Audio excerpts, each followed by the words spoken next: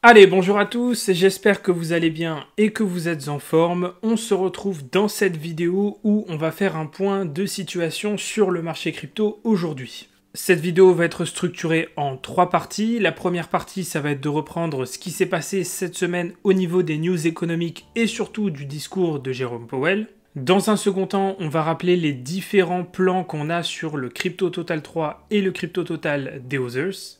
Et vous allez voir qu'il y a beaucoup de choses positives à apporter vis-à-vis de ces cryptos totaux. Et en dernier point, à la fin de la vidéo, je vais vous partager 3 tokens qui, à mon sens, sont extrêmement intéressants au niveau de la configuration technique. Ils le sont aussi sur le plan fondamental, mais là c'est surtout l'aspect technique qui est très intéressant, puisqu'on a un point d'entrée à l'achat qui est vraiment chirurgical. Voilà pour le plan de la vidéo. Avant de commencer, pense à mettre un like, un commentaire et à t'abonner à la chaîne. Tu peux aussi partager cette chaîne autour de toi pour que un maximum de personnes puissent avoir accès à ce que je partage et à ce contenu.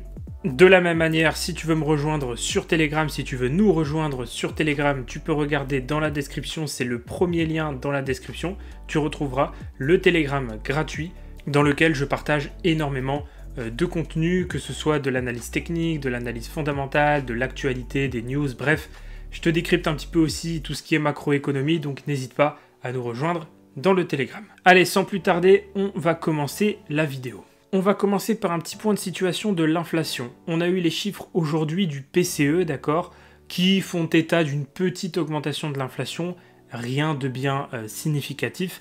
Et surtout, si on regarde l'inflation sur le site Trueflation, donc qui nous donne vraiment l'inflation réelle aux États-Unis, eh bien on voit que l'inflation est à 2,70%. Si vous suivez régulièrement mes vidéos, vous savez que dans les dernières vidéos, en tout cas peut-être pas la dernière, mais l'avant-dernière et peut-être celle d'avant, quand on regardait le site Trueflation, on avait des pourcentages de 3,04, 3,06, etc. Donc l'inflation réelle aux États-Unis est en train de baisser. Ce qui est un signal très positif puisqu'on sait que l'objectif de la Fed, on va en reparler après, c'est d'avoir un retour de l'inflation à 2%, et c'est ce retour de l'inflation à 2% qui va conditionner les différentes baisses de taux. Et comme tout est lié en soi, plus on a de baisses de taux rapidement et de baisses de taux importantes, puisqu'on peut baisser de 25 points de base, de 50 points de base, donc plus on a des baisses importantes et régulières, plus c'est positif pour les actifs risk-on, qui sont donc les crypto-monnaies, les actions, etc. Donc cette baisse de l'inflation est plutôt positive.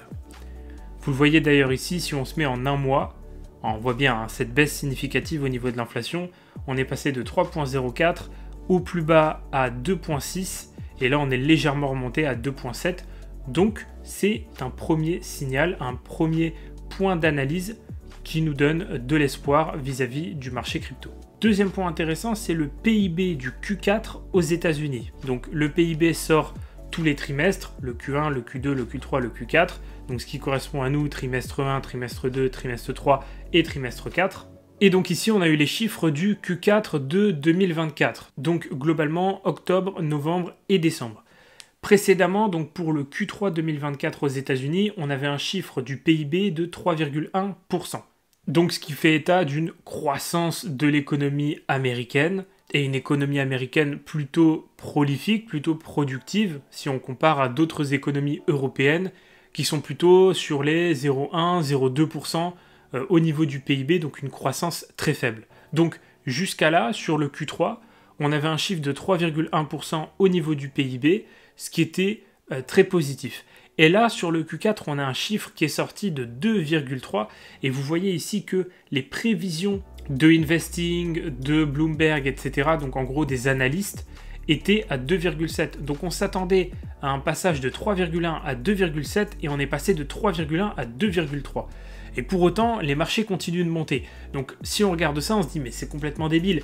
Les Américains ont une croissance plus faible, puisqu'on voit qu'effectivement le PIB tend à baisser, d'accord, la croissance du PIB tend à baisser, et pour autant, on a des marchés qui montent. Et oui, parce que sur les marchés, actuellement, bad news is good news. Qu'est-ce que ça veut dire? Ça veut dire que dès qu'on a des mauvaises nouvelles, ça devient en réalité des bonnes nouvelles pour le marché. Pourquoi? Parce qu'on sait que la Fed, pour pouvoir baisser les taux d'intérêt plus rapidement et surtout de manière beaucoup plus importante que prévu, il faut qu'elle voie des signes de ralentissement de l'économie américaine. Donc ça passe par plusieurs points.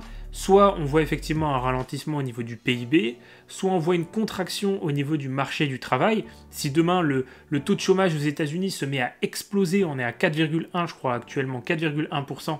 Si on passe à 6, 7, 8, automatiquement la Fed va être obligée de baisser les taux d'intérêt pour stimuler l'économie et relancer l'activité économique aux États-Unis.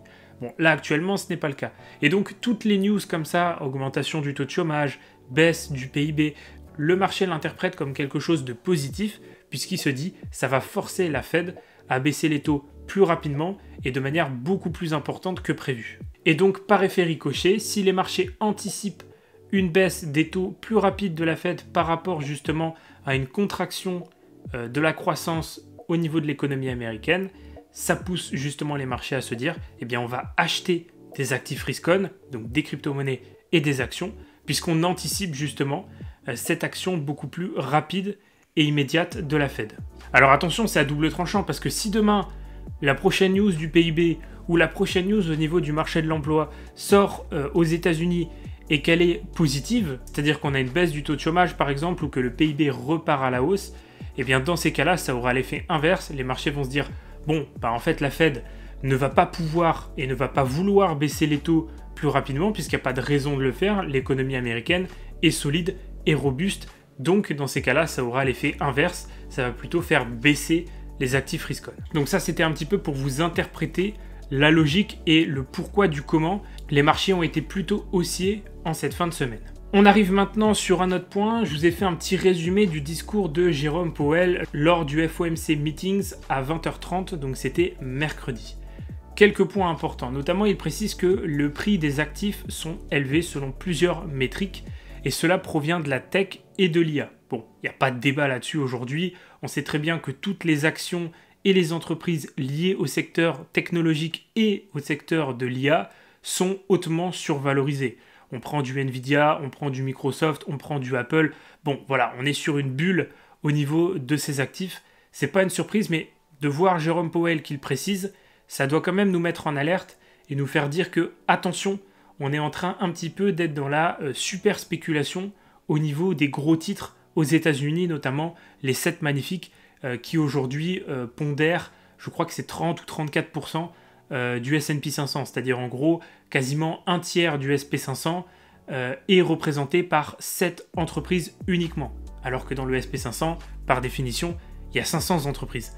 Donc ça vous laisse quand même un petit peu de quoi réfléchir sur cette question. Ensuite, les banques sont parfaitement capables de servir les clients pour la crypto. Donc ça, c'est hyper intéressant, parce que pour une fois, on a un Jérôme Powell qui parle de la crypto et pas en mal, et qui précise que les banques sont parfaitement adaptées pour servir les clients en crypto. Donc ça veut dire que le système bancaire américain est complètement en phase avec la technologie crypto et qu'il est complètement à la mesure des événements. C'est-à-dire qu'ils sont préparés, qu'ils sont prêts et qu'ils savent exactement comment faire pour servir les clients qui sont intéressés par l'écosystème crypto. De toute façon, on le voit depuis quelques mois maintenant, avec les ETF, avec les produits financiers qui sortent comme les produits futurs, les options, etc. On sait que le système financier américain est complètement prêt et même complètement adapté aujourd'hui au marché crypto. Et ça, pour le coup, c'est une bonne chose. Ensuite, toujours le point important, nous voulons voir plus de progrès sur l'inflation et on est sur une bonne trajectoire, comme je vous le précisais avec les chiffres de Trueflation. Donc ça, c'est évidemment aussi une très bonne nouvelle qui va faire monter les actifs risk-on. Pourquoi ? Parce que si Powell dit qu'on est sur la bonne trajectoire, ça veut dire que les taux d'intérêt pourraient baisser beaucoup plus rapidement que prévu. Là, on attend plutôt une baisse de taux aux alentours de mai-juin. Si l'inflation continue de baisser, on pourra avoir des baisses de taux en avril, en mai, et donc plus on a des baisses de taux rapidement, plus c'est positif pour les actifs risk-on. Ensuite, nous avons besoin de voir comment les politiques seront articulées pour évaluer l'impact sur l'économie. Donc en gros, ils vont avoir besoin de temps pour analyser les différentes politiques de l'administration Trump pour pouvoir voir comment ils vont appliquer leur politique monétaire suite à ça. Donc la Fed va rester observatrice par rapport à la politique de Trump. Il précise bien, donc nous ne savons pas ce qui va être décidé avec le budget, les frais de douane, donc les droits de douane et l'immigration. Donc forcément, tout ça c'est des points auxquels ils sont attentifs. Ensuite, il précise également, et ça aussi c'est une note positive, la politique monétaire est moins restrictive que l'année dernière lors des premières baisses de taux. Donc en fait, ce qu'il nous dit, c'est que indirectement, on baisse pas les taux pour l'instant, on attend de voir l'évolution de l'inflation, mais n'oubliez pas quand même que notre politique monétaire est moins restrictive. Donc en gros, on est plus souple. Voilà, si on comprend un petit peu le langage de Powell et qu'on arrive à lire entre les lignes, c'est encore une fois une news plutôt positive. Il précise qu'il ne va pas commenter les propos du président et qu'il n'a pas eu de contact avec Donald Trump. Et ici, encore une fois, une news qu'on pourrait lire comme quelque chose de négatif puisqu'il dit que le marché du travail reste solide et du coup, nous n'avons pas besoin de nous presser pour ajuster les taux. Et c'est exactement ce que je vous expliquais en début de vidéo. Plus les news sur le marché du travail sont positives, c'est-à-dire qu'on voit vraiment pas d'évolution négative du taux de chômage, qu'on voit qu'il y a de la création d'emplois dans le secteur agricole, non agricole, etc. Tant que ça reste comme ça, il n'y a aucune raison pour la Fed de se presser dans le fait de baisser les taux. Donc limite, il faut qu'on souhaite une dégradation du marché du travail aux États-Unis, ce qui pourrait justement pousser la Fed à stimuler l'économie. Elle pourrait même repasser par la planche à billets, et ça, effectivement, pour les marchés risk-on, c'est quand même extrêmement positif. Donc voilà, ma petite conclusion, c'était un discours positif, comme en témoigne la réaction des marchés, puisque les marchés crypto ont explosé mercredi suite à ce discours de Jérôme Powell, et je précise également à suivre avec la mise en place de la politique de Trump, puisque comme je vous en avais parlé, c'est une politique assez sulfureuse, et on n'est pas à l'abri que l'administration Trump nous fasse quelques frayeurs dans les mois à venir. Maintenant qu'on a vu ça, on va faire un petit point sur le crypto total des Others et le crypto total numéro 3. Sur les Others, c'est simple, on est sur la crypto market cap, donc l'argent qui est disponible sur l'ensemble du marché crypto, moins le top 10. Donc on enlève le top 10, on ne prend pas les 10 premiers projets de CoinMarketCap, de CoinGecko, etc. Et on prend juste tout le reste de la market cap. Et donc ce crypto total des Others, pour rappel, on doit repasser au-dessus de 425 milliards de dollars de capitalisation pour invalider ces deux plans baissiers. Bon, celui-là, il est déjà invalidé puisqu'on l'a déjà retravaillé une fois, deux fois et trois fois. Donc, bon, il est clairement plus du tout valide. Maintenant, on a deux possibilités. Soit on explose et on va casser l'invalidation ici, ce qui fait qu'on invalide ce plan baissier. Et ça, j'aimerais vraiment qu'on l'invalide parce que clairement, il me fait peur. Une fois qu'on l'aura invalidé, enfin qu'on aura cassé cette invalidation, on supprimera ce plan. Il n'y aura plus aucune raison de revenir chercher cette extension.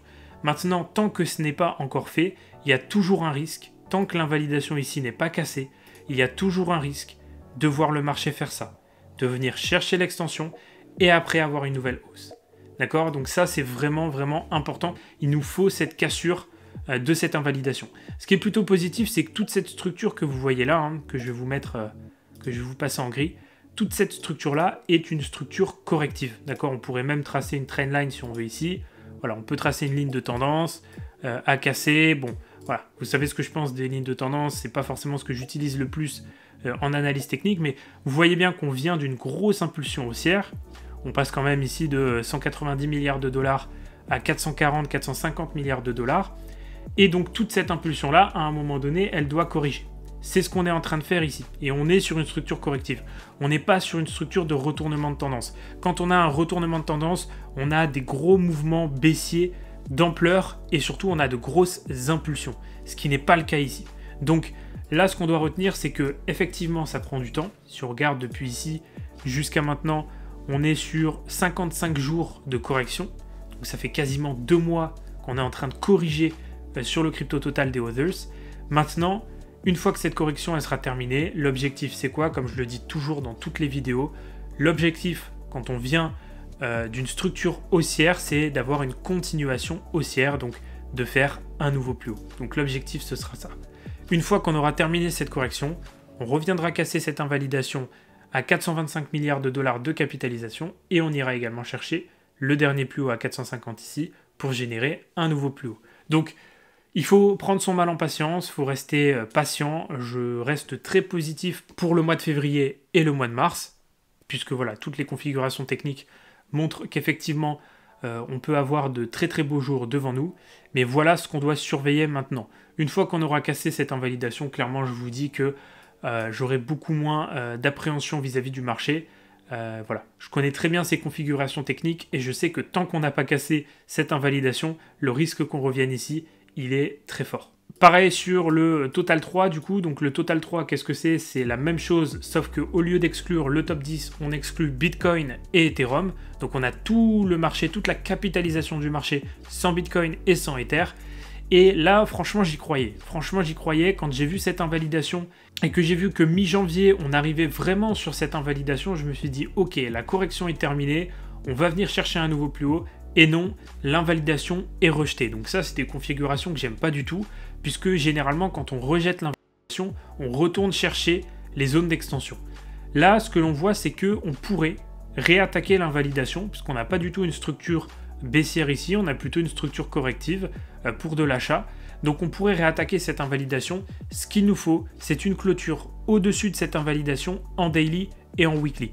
Une fois que c'est fait, on invalide ces deux plans baissiers. D'ailleurs, le deuxième plan baissier, il ferait très mal puisqu'on repasserait à 743 milliards de dollars de capitalisation. Ça serait juste catastrophique. Donc voilà, il faut qu'on invalide absolument ces zones d'extension. La première, elle a déjà été faite ici. Donc logiquement, si le marché continue de chuter, c'est pour aller chercher la deuxième. Et clairement, on n'en a pas envie, personne n'en a envie. Donc il faut qu'on revienne clôturer au-dessus de 1,11 trillion de dollars. Donc ça fait 1110 milliards de dollars pour pouvoir terminer ces extensions et s'assurer qu'on ne reviendra pas les chercher. Donc gardez bien en tête cette invalidation des 1110 milliards de dollars de capitalisation sur le Total 3, puisque ça va être vraiment décisif. Si on clôture au-dessus, on ira chercher de nouveaux plus hauts, et là on peut s'attendre à une valorisation significative de l'ensemble du marché, évidemment en ne prenant pas en compte Bitcoin et Ether qui ne sont pas pris en compte dans ce calcul du Total 3. Maintenant qu'on a vu ça, je vais vous partager, à mon sens, 3 tokens qui vont être très intéressants par rapport à leur configuration technique. On commence avec CRV. Bon, CRV, on est sur une configuration fondamentale extrêmement intéressante. On sait que l'écosystème Ethereum va exploser dans les prochains mois. Tout le laisse à penser. D'ailleurs, je vais publier une vidéo sur Instagram, un Reels sur Instagram ce soir. Donc pensez à aller le voir. Ce sera spécialement dédié à Ethereum. Bref, CRV, on est dans l'écosystème Ethereum. Donc si Ethereum explose, tous les projets de l'écosystème vont exploser avec Ethereum. CRV en fait partie. Et si on regarde ici au niveau technique, c'est très simple. On revient dans la partie neutre du cloud. On est toujours dans la partie verte. On a légèrement tapoté la partie orange du cloud, mais ça reste très léger, vous voyez ici. Là, on a la partie orange du cloud, et juste au-dessus, on a la partie verte. Donc on sait que quand on revient dans cette partie neutre, alors qu'on est en structure haussière, puisque vous voyez bien qu'on a une vraie impulsion haussière qui part de ce plus bas à 0,19 jusqu'à ce plus haut à 1,33, 1,32, 1,33. Donc on a une grosse et belle impulsion haussière. Quand on est dans une configuration comme ça et qu'on revient sur la partie neutre du cloud, c'est un gros niveau de support pour pouvoir chercher de l'achat. En parallèle, on ajoute également le retracement de Fibonacci entre 0,5 et 0,618. Ça nous donne une deuxième zone d'achat qui avait déjà réagi dans le passé.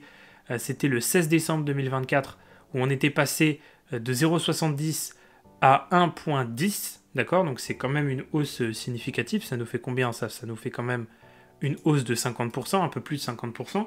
Donc c'est pas mal du tout. Là, l'objectif, c'est quoi? C'est de terminer cette correction, puisqu'on est vraiment sur une structure corrective. Si je me mets en 3 jours, vous allez voir que c'est vraiment une structure très corrective. On a limite un A, B, C correctif, d'accord? Donc l'objectif, c'est quoi? C'est de réaliser un nouveau plus haut, d'accord?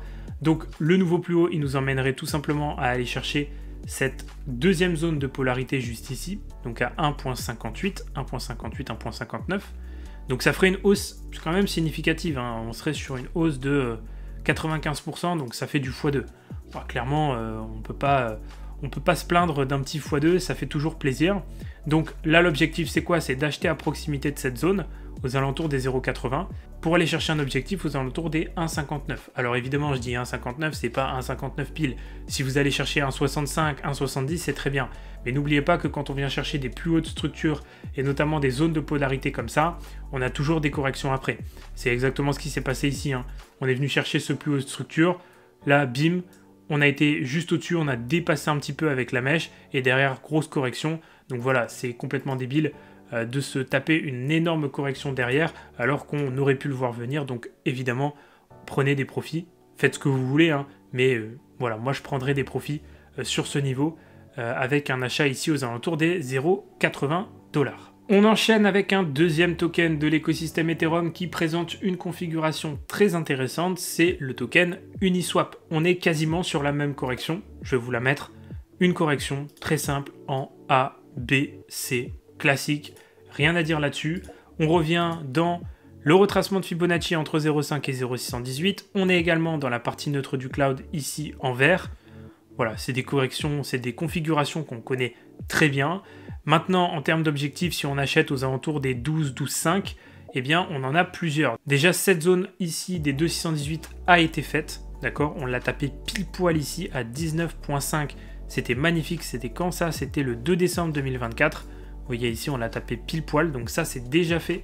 Maintenant, il nous reste 3,618 à 25,6 et on peut aller chercher la zone de polarité ici à 31,4, 31,5. Donc, si on suit un petit peu cette logique, bah, ça nous fait quand même des petites performances à aller chercher sur Uniswap. Hein. Ça nous fait un petit x2, un peu plus de x2 sur la zone d'extension. Et sur le niveau de polarité, on est sur 153%. Donc un petit peu plus de x2 et on n'est pas très loin d'un x3. Donc ça reste quand même une performance sympa à aller chercher. Vous voyez qu'on est sur une configuration un peu similaire à ce qu'on avait ici. Sauf que là, c'est en plus petite time frame. Là, on était vraiment sur une grosse correction weekly en A, B et C. On a cassé la trendline par la suite. Ici, on a exactement la même configuration, mais en plus petite time frame. Si je vous montre ça, parce que ça peut être intéressant de faire cette petite comparaison. Vous voyez, on prend cette correction-là. On va la réduire un petit peu et on va descendre en time frame. Voilà, vous voyez, on est exactement dans le même type de correction. D'accord ? Je vais même réduire encore un petit peu. Voilà, on est exactement là-dedans. Donc en fait, ce qu'on a fait ici en weekly, sur la plus grosse time frame, on est en train de faire la même chose ici en daily, voire en 3 jours. L'objectif, c'est quoi? C'est exactement la même configuration qu'on a eue à l'époque en août 2024. C'est une sortie par le haut avec une grosse impulsion. Et puis à l'époque, on était quand même passé de 5-6 $ à 19 $. Donc on est sur une hausse de x3 quasiment, même un peu plus de x3. Donc voilà, c'est quand même une performance non négligeable à aller chercher. Donc voilà, Uniswap, très bon point d'entrée également. Et on termine avec le token SUI qui nous montre aussi une configuration plutôt sympathique. On voit que par contre on n'est pas encore sur la zone de retracement entre 0,5 et 0,618. Donc c'est pour ça pour moi qu'il faut garder un petit peu de liquidité de côté au cas où on reviendrait dans cette zone. Donc entre 2,9 et juste ici 2,3. D'accord. Maintenant, si on regarde en termes de structure, c'est un actif qui corrige très peu. Il y a un gros momentum. À chaque fois qu'on a eu des mèches de correction, ça a été tout de suite racheté. On est en train de faire la même chose ici. Si on regarde la clôture mensuelle, vous voyez qu'elle est plutôt un peu bizarre pour le token SUI, puisque c'est un token quand même qui a des grosses configurations, des grosses bougies haussières. Donc voilà, ce qu'il faut retenir quand même, c'est qu'on était sur les 2,618, juste ici. Donc si on trace une zone autour, vous voyez qu'on est quand même sur une zone sur laquelle on est censé prendre des profits. D'accord? Donc ça ne m'étonne pas du tout qu'on ait ce retracement actuellement. On avait déjà bien réagi sur la zone ici. On avait eu des corrections à 2 reprises de 20 à 30%. Là, pareil, on a bien corrigé. Maintenant, on voit que la configuration reste bien haussière. Donc l'objectif, c'est quoi? C'est d'aller chercher les 3,618, juste ici, aux alentours de 6,5 $. Donc un achat au prix actuel entre 4 $ et 4,20 $, ça nous permettrait d'aller chercher encore une performance de 55-56% sur SUI. Maintenant, pour moi, c'est le moins intéressant des 3 tokens. Pourquoi? Parce que on vient d'une grosse impulsion haussière qui n'a pas encore corrigé, puisque là, ce qu'on voit ici, ce n'est pas une correction weekly. À la limite, c'est une correction daily. Donc, il nous faudra encore un peu de temps pour aller chercher une plus grosse correction avant de générer une nouvelle impulsion haussière. Pour l'instant, on n'y est pas. Maintenant, je voulais surtout attirer votre attention, puisque pour une fois, le token SUI n'est pas sur un extrême. Parce que là, on était sur la borne haute du cloud, là on était sur la borne haute du cloud, là on était sur la borne haute du cloud, et là pour une fois, on n'est pas dessus. Donc on commence à arriver sur un point d'entrée intéressant, et donc c'est mon rôle, hein, c'est mon but, c'est d'attirer votre attention sur le fait que, attention, on peut être sur un point d'entrée intéressant sur SUI, et il vaudrait mieux ne pas le laisser passer. L'idée pour moi, ce serait plutôt de rentrer une première partie sur ce niveau, d'accord, un petit peu de manière innocente en se disant on a quand même un retracement depuis le plus haut de 22%, donc pour ce token-là, avec ce momentum-là, ça reste intéressant, mais je garde une petite partie de mes liquidités pour pouvoir racheter plus bas si jamais on venait chercher donc les 0,5 voire les 0,618, bref un retour dans cette zone grise ici. Là effectivement j'aurai un point d'entrée encore plus intéressant, mais au moins si le prix repart directement à la hausse après avoir tapé les 38,2 juste ici, et ben au moins je suis déjà en position dedans. Certes je suis en position qu'avec 50% de mes liquidités initiales, mais au moins je suis dedans et je pourrais profiter d'une performance de plus de 50% en allant chercher ici les 3,618. Donc voilà un petit peu la réflexion qu'on peut se faire aussi sur le token SUI qui nous montre également une configuration très intéressante. Voilà, en conclusion de cette vidéo maintenant, qu'est-ce qu'on peut ajouter? Eh bien, déjà, on commence à voir des signaux plutôt positifs sur l'aspect macroéconomique, sur l'aspect aussi technique, on commence à voir des signaux positifs.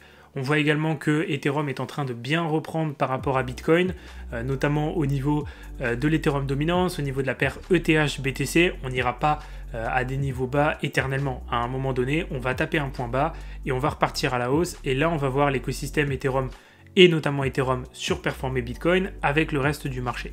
Donc ça, pour moi, c'est plutôt proche. Je le situerai plutôt aux alentours de février, mars, avril, donc dans les mois à venir. Et là, effectivement, on va pouvoir aller chercher pas mal de performances sur les altcoins. Maintenant, je m'emballe pas, je fais toujours confiance uniquement à l'aspect macroéconomique, donc je vais attendre de voir comment ça évolue à ce niveau-là, et surtout à l'aspect technique, donc je vais attendre de voir justement mes invalidations se faire casser. Une fois qu'elles seront cassées sur le Total 3, sur les Others, sur Ethereum, etc., là, je me dirais effectivement, banco, on peut y aller, on n'a plus de signaux baissiers, on n'a plus de configuration technique baissière, donc là on peut y aller, on peut charger la mule et on peut aller chercher de la performance. Donc attention quand même aux effets d'annonce, attention au bruit ambiant, fiez-vous toujours à tout ce qui est factuel, d'accord? Et ce qui est factuel, c'est la macroéconomie, les chiffres, l'aspect technique, ce que vous pouvez voir sur vos graphiques, avec si possible des outils et des indicateurs basés sur les maths. Et ensuite, tout ce qui est data on-chain, sentiment de marché, etc. Ça, j'en parle régulièrement sur Telegram. Je vous partage beaucoup d'analyses de ce type-là. Et j'en parle aussi sur Instagram, sur mes Reels. Donc n'hésitez pas à me rejoindre sur Instagram si ce n'est pas encore fait. Même en story, très régulièrement, je vous partage des analyses on-chain. Je vous partage de l'analyse macro. Je vous partage mes petites réflexions, mes petits billets sur le marché. En ce moment, je vous dis que la configuration d'Ethereum, elle est tellement bullish que je ne vois pas un Ether ne pas aller casser son ATH cette année. Ça me semble complètement impossible. Bref, n'hésitez pas à me rejoindre sur les autres réseaux sociaux. Vous avez tous les liens dans la description. Voilà, je pense que je vais m'arrêter ici pour cette vidéo. Si elle vous a plu, comme d'habitude, n'oubliez pas le petit like, le petit commentaire. N'oubliez pas de vous abonner également. Le commentaire, c'est hyper important, ça fait plaisir, puis ça fait du référencement, c'est vraiment chouette. Si vous voulez aller plus loin avec moi et me rejoindre sur mes programmes, sur mes coachings, n'hésitez pas, vous avez tous les liens dans la description, que ce soit pour Profit Illimité, CryptoPump, pour les coachings, vous avez directement dans la description le lien de mon site où j'explique tout ça. Donc si ce que je vous ai présenté vous parle, vous intéresse et que vous aimez ma personnalité et ma façon de voir les choses, vous pouvez tout simplement travailler avec moi et c'est dans la description de la vidéo. Et puis pour tout ce qui est Telegram et puis réseaux sociaux, j'en ai déjà parlé dans la vidéo, de toute façon vous avez tout en description. Allez, je vais vous laisser ici, je crois que j'ai tout dit, je vous souhaite à tous une excellente journée ou une excellente soirée, et nous comme d'habitude, on se retrouve dans de prochaines vidéos pour de nouvelles analyses et de nouveaux partages.